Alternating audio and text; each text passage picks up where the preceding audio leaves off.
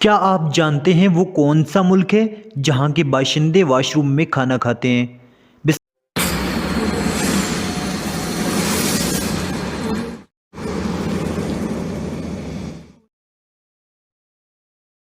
बिस्मिल्लाहिर्रहमानिर्रहीम। Once again welcome to another videos. आज का मेरा सवाल इंतहाई आसान सवाल, वो कौन सा मुल्क है जहाँ के बाशिंदे वॉशरूम में खाना खाते हैं?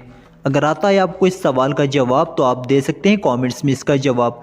अगर नहीं आता तो आपको करना पड़ेगा सिर्फ 5 सेकंड का इंतज़ार, क्योंकि 5 सेकंड के बाद मैं दे दूंगा इस सवाल का जवाब। अपना काउंटडाउन शुरू करने से पहले एक छोटी सी गुजारिश, अगर आप हमारे चैनल पर न्यू है तो वीडियो को लाइक और चैनल को सब्सक्राइब ज़रूर कीजिएगा ताकि हमारी हौसला अफजाई हो सके। तो शुरू करते हैं अपना काउंटडाउन।